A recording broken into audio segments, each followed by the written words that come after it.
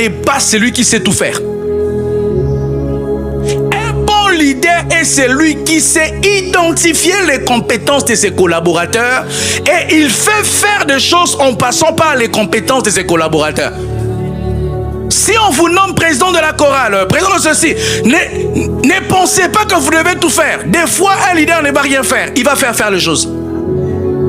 Tu vas seulement dire, oh, ce frère, il est fort en intercession. Tu le nommes. Cette sœur, elle est forte en organisation. Mais ça fait qu'à la fin, on va dire que c'est le président tel qui a bien fait le travail. Mais toi-même, tu sais que tu as fait faire le travail.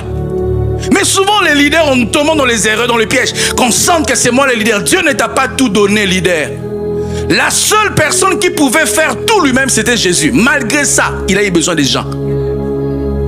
Dans la vie chrétienne, dans le royaume de Dieu, il n'y a pas d'esprit solitaire. Il n'existe pas de Lucky League spirituel, c'est ça? Il n'existe pas de Jack Bauer spirituel. Dans la foi chrétienne, il n'y a pas d'esprit solitaire. Ceux qui sont des soldats spirituels dans cette marche chrétienne, ils finissent par recevoir des balles de l'ennemi et ils finissent par arrêter leur course. Dieu s'est arrangé que la vie chrétienne, c'est vivre en communauté. Je deviens fort en te voyant remporter des victoires. Et tu deviens fort en me voyant remporter des victoires. La Bible dit que les premiers chrétiens persévéraient dans la communion fraternelle.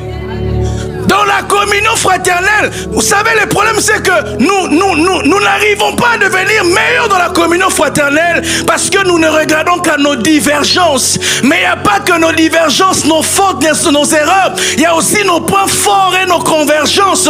Regardons à ce qui marche au lieu souvent de regarder à ce qui ne marche pas. Si nous regardons chaque fois ce qui ne marche pas, on ne pourra pas devenir fort. Parce qu'il faut dire qu'on n'a pas que des défauts, on a aussi des qualités. Si nous voulons que cette église monte, il faudrait que nous ne regardions pas seulement à ce qui ne marche pas.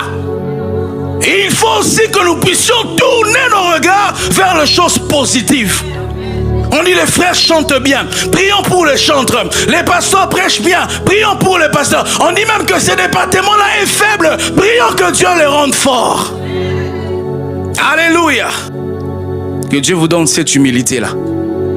De vous asseoir auprès de quelqu'un. Ça ne peut pas être forcément les pasteurs, même un frère de l'église. Tu es même son responsable, mais tu sais que ce frère, il a une grâce que moi je n'ai pas.